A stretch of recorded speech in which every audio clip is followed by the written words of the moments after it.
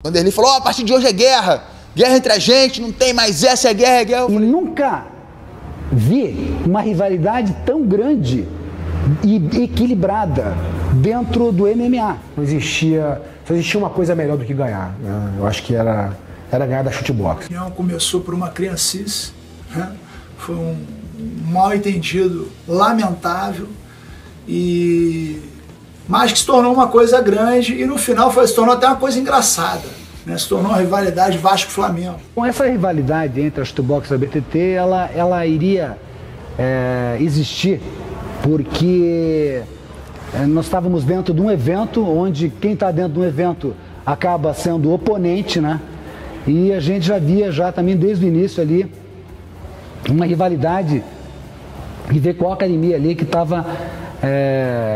as duas tinham a mesma proposta, né? De ser consideradas a melhor academia. Existia já uma rivalidade natural entre nós, claro, todo mundo quer seu espaço ao sol, mas eu acho que ela passou do ponto sustentável quando nós fomos convidados pelo Pride para fazer um treino aberto com o Yamamoto, que iria lutar contra o Assuério Silva. Assim, tava tudo normal, tudo tranquilo, aí quando a gente ficou sabendo que o japonês que ia lutar com o Assuério estava treinando com o pessoal lá da BTT. Eu fiquei chateado e era mais jovem, talvez tenha levado isso para os atletas, talvez não tivesse sido tão nem necessário, mas eu mesmo acabei chegando, olha que sacanagem e tal, e o pessoal já ficou pilhado. Então o que eu me lembro foi eu, exatamente que treinei com ele, finalizei e tal, mas eu falei, pô, esse cara não vai ganhar do Assuério. Eu tinha na minha cabeça, mas aí saiu todos os jornais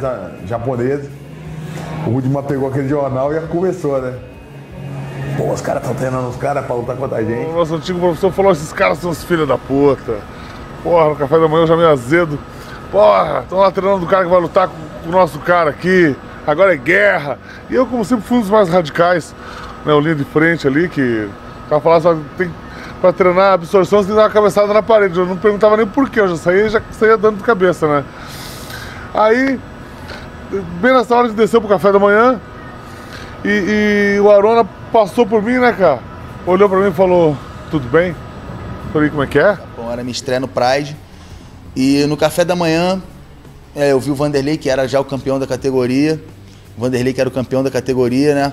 Acordei de manhã, vi ele com a equipe, tomando café da manhã. E uma coisa que eu tenho, assim, que eu gosto de ver, já que o cara é da minha categoria, é um competidor da minha categoria, eu gosto de saber as medidas físicas do cara. Gosto de olhar o tamanho de braço, largura de osso. Uma análise física eu gosto de fazer, para saber mais ou menos onde seria melhor para mim aplicar uma força, uma queda e tal. Daí eu fui me servir do lado dele no café da manhã, ele estava montando a bandeja, eu parei do lado dele para montar minha bandeja e ele olhou para mim. Aí quando ele olhou para mim, eu falei, pô, e aí, tudo bem, cara? Tudo bem, beleza? Pá. Aí ele olhou para mim assim, olhou dentro da minha cara, aí riu assim da minha cara, aí riu assim, aí olhou para frente e continuou servindo. Aí eu pensei na minha cabeça, né, falei, porra, cara, agora... Eu pensei rapidamente, porra, a realidade aqui é outra, né? Os caras são brasileiros, eu pensei, mas pô, o nego não tá unido não, aqui é guerra, é cada um por si, pensei. Mas aquilo ao mesmo tempo me ofendeu, porque pô, eu fui tão assim pro cara, falei pro cara assim, fiquei chateado, falei, pô, tudo bem, cara, bom dia, porque o cara é campeão da categoria, eu tava dando um bom dia pra ele, fora de rivalidade, não, realmente tava admirando o cara é campeão brasileiro, eu cheguei lá, quem é o campeão do Brasil? É ele, pô, parabéns, entendeu? Na verdade eu tava nessa boa intenção. Aquilo mexeu comigo, eu falei, pô, o cara falou assim comigo, o cara, porra, o que tá acontecendo? Não tô acostumado com isso. Aí fui, mexi no ombro dele, catuquei o ombro dele assim, toquei no ombro dele. Aí ele virou pra trás, aí olhou pra minha cara e falei, pô, meu irmão, falei contigo, bom dia, falei contigo, tudo bem? Aí ele falou, meu irmão, não fala comigo não. Eu falei, por quê? Ele é isso mesmo, tá ouvindo? Não fala comigo não quero papo não quero papo com vocês não sei o que, já começou a esbravejar. Abriu o caminhão, né? Falei um monte de besteira pra ele. Aí teve uma discussão, teve tudo, quase brigamos no café da manhã, foi uma baixaria. Meu irmão, tu não tá falando de mim aí, pô? Então tu tem que me respeitar, meu irmão. Eu falei pra ele, eu tô aqui que nem você. Tu não é lutador campeão, eu também sou. Tô aqui que nem você, tem que me respeitar, rapaz. Tá pensando o quê? É nisso que eu falei isso. Ele levantou todo mundo. O Dimar, nessa época, todo mundo junto, Pelé, Ninja, todo mundo, né? Assuério também tava na mesa. Fizeram uma roda em volta de mim e começaram, Vanderlei na minha frente, eu com a bandeja. e todo mundo falando aqui, e eu pensando, pô, da onde vier um golpe aqui, quem se mexer aqui atrás de mim, eu vou entrar com a bandeja, eu vou entrar com tudo pra frente, eu vou mirar só nele. Pode vir de onde for, mas se vier eu vou só pra frente, tum, tum, tum, tum. Não posso brigar com todo mundo, mas um eu vou pegar. Aí eu fiquei vidrado nele com a bandeja, aquela confusão em volta aqui, olhando pra ele. Aí chegou a turma, deixa disso, não sei o quê. Eu falei, não, meu irmão, chegou a galera e de repente, na hora que a coisa podia acontecer alguma coisa, entraram uns 30 japoneses, todo de preto, de terninho, aquela coisa. Uai, pum, separaram tudo aí. Os caras nesse dia anunciaram uma guerra. O Vanderlei falou, a partir de hoje é guerra. Guerra entre a gente, não tem mais essa, é guerra, é guerra. Eu falei, ótimo, na guerra eu sou o maior guerreiro, eu adoro isso. Como Deus escreve certo por linhas tortas. Desse momento, né, que não foi um momento muito correto, se iniciou uma das maiores rivalidades da luta, né, entre duas grandes equipes. Uma rivalidade que eu acho que seria inevitável. Se não fosse naquele momento, em algum momento ia ter essa rivalidade. Isso eu sei que depois disso nós começamos a ficar em hotéis diferentes, começamos a pegar voos diferentes, começamos a usar ônibus diferentes, camarins diferentes, tudo para evitar um possível confronto entre as equipes. É histórico, né? Foi a modernização do jiu-jitsu luta livre. Para mim não passou disso. Estava torcendo sempre contra, e eles torcendo contra a gente. E quando lutava um contra o outro, era aquele clássico. E aí se tornou um clássico de verdade. O evento Pride, na época o Pride tirou vantagem disso, colocou várias lutas. 7 meses depois da discussão entre Arona e Vanderlei no café da manhã do Tokyo Hilton, Murilo Ninja e Mário Sperry protagonizariam o primeiro capítulo da histórica rivalidade, agora já nos rings do Pride. Então quando a gente teve a grande chance de enfrentar o Zé Mário, né, que todo mundo sabe a lenda do Zé Mário, eu vi ali o portal para ficar famoso, para realmente mostrar que a minha linhagem, né, que vinha por trás da minha academia, que era o Murilo Ninja, era de alto quilate. Foi minha luta com o Ninja, que eu não tenho vergonha nenhuma de falar que foi a luta que eu mais gostei da minha carreira, apesar de ter perdido. O Ninja me surpreendeu no começo, nos primeiros 10 segundos, me deu um knockdown. Eu fiquei avariado, não consegui voltar. Nós lutamos aí 20 minutos, sem parar, um querendo comer o fígado do outro. Só que eu lembro até hoje, quando eu botei o protetor, botei água no protetor e fui botar o protetor na boca do Zé Mário, ele chegou, olhou pra mim e falou, vou sair na porrada com ele. Que o Zé Mário começou bem na primeira trocação ali no começo, ele tomou um knockdown. E aí o Ninja já deu aquele pesão, deu umas bicas ali, e o Zé Mário, mas foi um lutão, o Zé Mário recuperou, teve umas horas que conseguiu, mas o Ninja, eu acho, lá, já pelo aquele knockdown ali, já ficou na vantagem, né? Durante a luta toda, o Zé Mário meio tonto. Então eu tava dando ritmo pro Ninja. Então era um ritmo enlouquecedor, eles não entendiam nada, eles não sabiam por que era desse jeito. E a gente acabou dominando eles psicologicamente. Mostra que não tem essa, que a gente, isso, boa! Aí eu entrando nas porradas, falei, boa! Traz ele pra cá, traz ele pra cá. E assim ia, e tudo isso ia deixando louco, né? Porque ao mesmo tempo eles tinham uma afinidade muito, muito forte, né? Zé Mário, Minotauro, era uma coisa de irmãos, né? Onde veio toda essa ira. Mas o que me destacou bastante nessa luta foi o Pelé no corner do Ninja, gritando, né?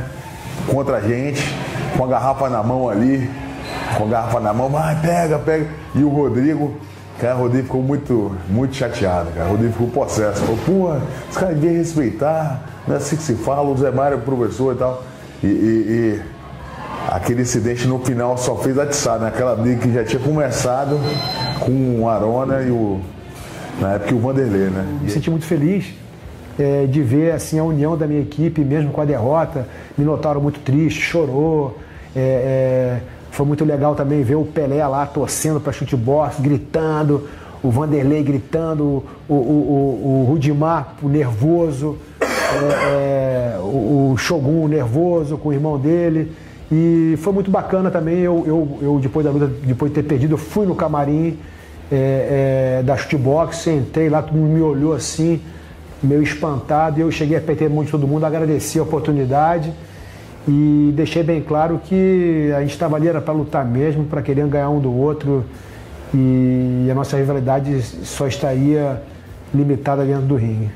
A cena de Minotauro chorando foi amplamente divulgada pela TV japonesa, e o interesse espontâneo dos fãs japoneses naquela rivalidade fez os promotores não perderem tempo, marcando para o Pride 23 uma luta entre Ricardo Arona e Murilo Ninja. E o representante da BTT vingaria o mestre 7 meses depois, neutralizando o Muay Thai de Ninja com suas quedas e vencendo na decisão. A história começou a ficar tão sinistra, os caras desciam para tomar café com um protetor de boca no bolso. Eu podia rolar porrada a qualquer momento. Né? Foi uma vez que eu estava no elevador sozinho, e aí a porta abriu, e tava a equipe toda da Chutebox conversando, rindo, assim, batendo um papo descontraído. Quando a porta abriu, eles deram um passo para entrar no elevador. Quando eles me viram, eles pararam. Aí a porta fechou, eles não entraram. E eu desci sozinho. A gente tomava café numa mesa, os caras tomavam na outra. De preferência em horários diferentes. O elevador, eu estava no 10, eles estavam no 8º, no 7º. Eu tocava o elevador. Se abre e estavam os caras da Chutebox, eu ficava parado, achava como se o elevador não estivesse ali. Eles fechavam a porta e desciam. Por mais que tivesse espaço dentro, a mesma coisa com eles. Sempre casava, né, alguém da BTT contra alguém do Chutebox, que sempre alguém era colocado era a vez de alguém, né? E o da vez, o cara tinha que ralar muito, porque a equipe dos caras era foda, né? Tem que admitir. Os caras formaram um time naquela época ali, putz, que pra fazer frente contra a nossa equipe lá do Paraná, era só uma equipe como essa, entendeu? E os caras estavam voando. Minotouro, Paulão na sua grande época, Arona, vários, muita gente. Quando você pensava em lutar com um atleta do Chutebox, você tinha aquele compromisso moral da vitória. E isso fez com que não só nós, como eles, eu acredito que era recíproca, era verdadeira, eles também tinham esse sentimento. E esse sentimento fez com que nós nos tornássemos pessoas e atletas melhores. Em 2005, o Pride reuniu num GP os 16 maiores meio pesados da época, colocando de um lado Rogério Minotouro e Ricardo Arona da BTT e do outro lado Vanderlei Silva e Maurício Shogun da Chutebox. No GP de 2005, eu tinha ganhado em 2003, em 2005 o Shogun já tinha despontado com tudo, ele era o cara, aí entramos os dois nesse campeonato.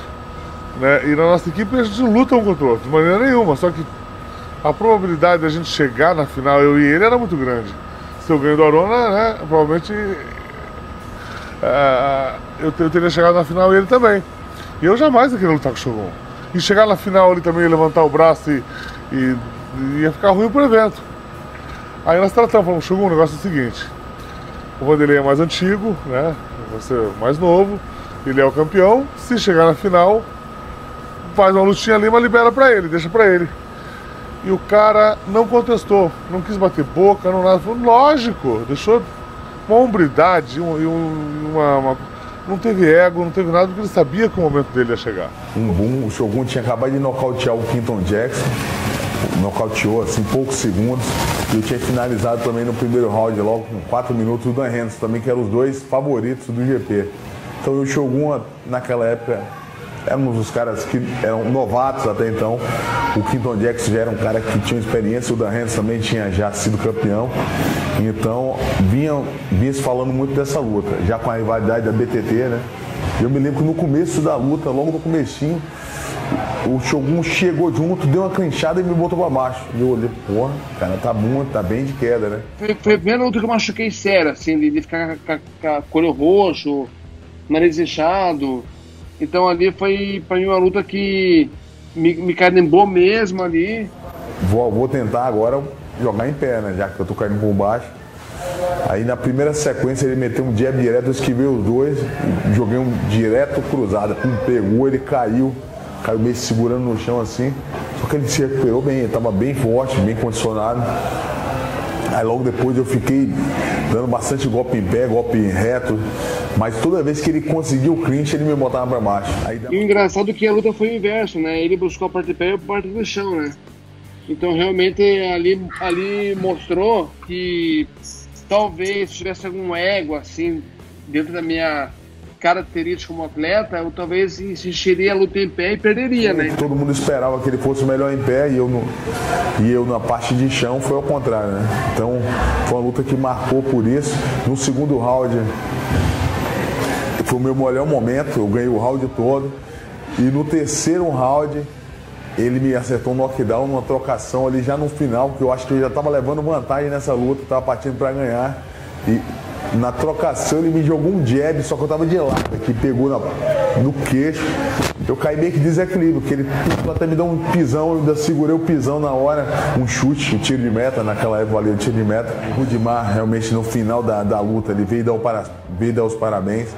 E eu chateado, eu lembro que eu cheguei no vestiário, tudo quebrado, o Arona, eu nem tinha chutado o balde lá, tinha chutado o isopor, com a água batendo que era lá. A luta do Arona com o Vanderlei, os caras tinham uma rivalidade que não podia chegar nem perto. Então, imagina, quando chegou na hora dessa luta, um ano de discussão e chegou até a bendita luta, né? Essa luta vendeu muito. Sem dúvida foi o auge que foi a minha luta com o Vanderlei, onde tinha uma nação, o Brasil dividido no meio, metade para mim, metade para ele. Era uma luta muito importante em que eu me sagrei campeão. Então, para mim, com certeza, essa minha luta com o Vanderlei foi onde tudo foi decidido, porque ele era a liderança da equipe e eu era a liderança da minha categoria nessa época. Aquela canelada que o Arona deu, aquela canelada de surfista no Vanderlei também, aquilo foi, né? Foi marcante. E após atropelar Alistair Overeem numa das semifinais em apenas 6 minutos e 42 segundos, Maurício Shogun, ele que chegou como grande zebra do torneio, chegava às finais com a possibilidade não só de vencer o GP mais difícil da história, como também de vingar seu grande ídolo e parceiro de treinos Vanderlei Silva contra o arquirrival Ricardo Arona. Ricardo estava sem condições nenhuma, né? Infelizmente o Vanderlei bloqueou a canela dele e ele afundou, né? A canela estava sem condições, deram uns analgésicos para ele que achei que baixou a pressão dele, sabe? Ele não estava... Ele estava meio sono frio, meio... Foi porque é macho, entendeu? Foi porque é caçongrense mesmo, a escola é firme, senão não teria ido não. Por mim não teria ido, né? O que mais marcou nessa rivalidade foi de fato mesmo aquela final em que o Shogun acabou sendo representante da Chutebox, né? Com essa responsabilidade, né? O Vanderlei era o atleta, o ícone top, e de repente ficou fora e o Shogun ficou com a responsabilidade de defender a academia. Estavam separados apenas por um tapume. Não era um tapume, era um tecido, né? Era um tecido. Então escutava muito o que os outros falavam, então, ou uma provocação, agora vamos ver, não, vai ser tal. Um falando por cima do pano, né? Então a rivalidade estava grande ali, o nervosismo grande também ali. Então esse foi um momento marcante e o Shogun lutou muito bem, se soltou bem no ringue e até o Shogun mesmo se revelou para a academia. Então, antes de começar a luta também do Arona, estava tendo o hino nacional, né? E o Paulão estava fazendo um sinal atrás do Arona de 2, que o Arona ia vencer eu e o Vanderlei na mesma noite. Ele começou a fazer 2, e isso me incomodou, porque eu acho que tem que ter um respeito, né? Até mesmo porque eu nunca desrespeitei ninguém, então eu exijo respeito das pessoas. E eu fiquei um pouco encabulado, isso me deu até força para mim ficar com mais ira para vencer o Arona. Me deram 6 injeções de cortisona na perna, então minha perna ficou toda dormente, eu não sentia a perna. Falei, então eu vou pra luta. Então minha tática era o seguinte, era pegar o Shogun, jogar ele no chão, fazer um ground and pound nele e vencer ele por cima ali. Eu entrei na luta sem sentir a perna, tudo bem. Só que quando eu dei a primeira queda nele, eu bati de cabeça no chão, dei uma cabeçada no chão e fiquei nocauteado. Quando eu abri o olho, cara, eu me lembro que eu vi uma letra na minha cara, assim, uma letra, eu falei, onde é que eu tô? O que tá acontecendo? Eu tava, na verdade, dentro de um omoplata, com o rosto colado na lona, e tinha uma letra na minha cara, o nome do evento, né, na minha cara escrito. E eu não tava entendendo, eu tava dentro do omoplata, eu tinha apagado. Aí voltei pra luta, mas enfim, dali, até a hora que acabou a luta, eu tava totalmente 4 segundos atrasado de tudo. Eu não entendi. Se eu sentisse que ele tava grog, eu ia tentar bater ou botar em pé. E ali eu encaixei o omoplata, porque realmente eu não tinha noção que ele tava grog. Eu só consegui ver no tape, depois no VHS na época, né, que ele tava grog, né. Então eu encaixei o omoplata, a luta voltou em pé, e ele se recuperou. Ele se recuperou, trocou em pé, ele me derrubou no chão, ele me deu queda, eu voltei em pé de novo. E eu consegui nocauteá-lo. Eu fui no corner conversar com o Paulão. Cadê, Paulão? Cadê o 2 agora? Naquele momento já era para ele ser o campeão. Só só que eu não perdia também, entendeu? Eu não tinha como passar a coroa pra frente, mas naquele momento ali a coroa já era dele. Aí você perdeu pro Arona e ele ganhou na final, né? Aí eu perdi pro Arona, né? Eu perdi por pontos, ele foi lá e ganhou as 2 lutas da noite. E de uma maneira brilhante, nocauteou o Arona na época estava no seu auge. E 4 meses depois da semifinal do Pride Grand Prix, Vanderlei Silva e Ricardo Arona voltariam a se enfrentar em mais uma guerra, agora valendo o cinturão da divisão até 93 quilos do evento.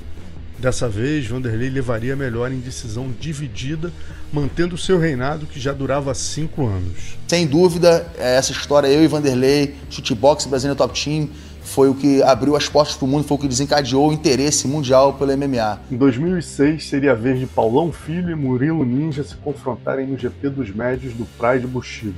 E a luta do Murilo Ninja com o Paulão, devido àquela quantidade de coisa que um falou pro outro, o Paulão também perdeu a linha junto com o Arona. Então aquilo ali foi um momento muito tenso. Muito, eu treinei muito para essa luta, já sabia o que eu ia fazer, né? Eu já sabia do estilo de luta deles, né? Muito volume, então era contra-atacar e clinchar e manter a minha zona de conforto, foi o jiu-jitsu. E aquilo tudo que eu fiz, estava tudo no script, tudo que eu sempre fiz, e casou justamente com o jogo dele. Uma luta que o Ninja acabou perdendo contra o Kevin Randleman, que ele se machucou bastante, né? Machucou o olho e perdeu a luta. Eu estava no avião e eu sempre ia de business, que eu era empresário, e o comandante foi um colega meu da escola de aviação. Ele, pô, Zé Mário, você quer ficar aqui na primeira classe? Eu disse, não, cara, eu lhe agradeço aí, muito obrigado pela tua consideração. Eu estou de business, mas se você puder dar uma ajuda num amigo meu. Tem um amigo meu que está machucado ali. Não, vamos botar ele aí. Trouxeram o Ninja para a primeira classe. E eu fiz isso de coração, porque eu vi a agonia dele, eu sei que é um voo do Japão naquela época, você machucado, ficar na classe econômica ali apertado, mais de 28 horas. E assim, eu me senti assim muito gratificante, foi gratificante ver que eu pude ter uma oportunidade de ajudar um companheiro e, de certa forma, mostrar, não só para a Chutebox, mas para os meus companheiros da Brasília Top Team, que nós temos que ter a rivalidade sim, mas ela tem que ser dentro do tatame e do ringue, e que o respeito mútuo é o que deve prevalecer. Pois o reconhecimento de que um precisava do outro. Tanto nós, que nessa época ainda era ser bem separado, era jiu-jitsu, Muay Thai, Chutebox. E a partir dessa rivalidade viu-se a necessidade de fundir essas lutas. Tanto a gente do jiu-jitsu precisava do Muay Thai, do boxe, quanto o pessoal do boxe, do Muay Thai precisava do jiu-jitsu. A partir daí a gente viu isso. Acho que o mundo inteiro visualizava as 2 academias, né? Também não foi só vitórias, não. Nós tivemos também, né, batalhas que foram perdidas, né? Mas foi satisfatório, eu acredito que foi satisfatório para a Academia Chutebox. Não, vamos com o Minotauro ontem. Ele falou, porra, aí o Pelé me jogou, ele não conseguiu acertar água. Lá, eu tava descendo do ringue, triste, ele me jogou água lá do outro lado do ringue e acertou na minha perna. Aí eu comecei a chorar. Falei, porra, Minotauro. Aí deu uma risada, né, cara? Mas eu acho que o mais importante da rivalidade, eu vendo agora, é o que a gente conseguiu chegar de nível, né? A gente brigava, a gente treinava todo dia pensando em ganhar dos caras de Chutebox. E acredito que eles treinavam o dia inteiro também querendo ganhar da gente. E isso elevou o nosso padrão, elevou muito o nosso padrão. E a gente ficou, porra, se a gente pensar bem, era o Brasil tomando conta do MMA mundial no Japão. Foi uma época que depois passou, as 2 equipes viram que não tinha nada a ver, que era tudo uma criancice, e a vida seguiu, todo mundo hoje em dia tá de bem. Até outro dia eu vim aqui no Niterói e encontrei o Tigre, a primeira vez que encontrava o Tigre ali em Itaquá, ali, em cima da pedra, e veio o Tigre correndo pela pedra ali. Aí o Tigre chegou, né, cumprimentamos. Aí virei pra ele e falei, olha, pô, me desculpe, né, por aquele dia fui eu que estava errado, eu que fiz a baixaria, eu que iniciei tudo, não havia o porquê, o cara tava de boa comigo, eu é que fui o grosso. E se você é homem para fazer, você tem que ser homem para admitir. Então fui lá, admiti meu erro, pedi desculpa para ele, né? apertamos as mãos e ali acabou. Nessa época, todo mundo jovem, todo mundo agindo muito pela emoção, tudo aquilo era uma grande novidade. Eu entendo o Vanderlei, a história, enfim, era que o japonês que ia lutar com o Assuero da equipe dele tinha vindo treinar com a gente, concordo com ele, também teria uma atitude parecida talvez, também não gostaria. Entendo por que ele agiu daquela maneira. Os anos passaram, ele viu que eu realmente também não tinha culpa daquilo e tal, veio falar comigo numa atitude de muita hombridade, primeiro pediu desculpa pela televisão, depois veio falar comigo com muita hombridade, pessoalmente, olhei no olho, sei que ele estava falando a verdade. Sempre admirei como atleta, também não tenho nada contra. Se hoje a gente tem alguma rivalidade totalmente dentro do ringue, o único recado que eu tenho para mandar para ele hoje é esse. Admiro como lutador, está até hoje defendendo e fazendo a parte dele. E se a gente tem alguma rivalidade positiva dentro do ringue, quero que ele se dê bem na vida dele. O que foi muito bom para o MMA, né? Os próprios japoneses adoravam ver os confrontos, né, entre essas duas equipes. Hoje eu tenho assim um respeito enorme por todos os integrantes da BTT, gosto de coração mesmo de todos. Está tudo resolvido, né? Inclusive encontrei o Rudimar na pesagem do Melville com o Cyborg e ele me tratou muito bem. E eu queria dizer que, na minha opinião, ele e o Carson Gracie são os maiores formadores de campeões, de lutadores, não de atletas, né? De lutadores, caixa grossa do planeta, para mim foi o Carson Gracie e o Rudimar Federico.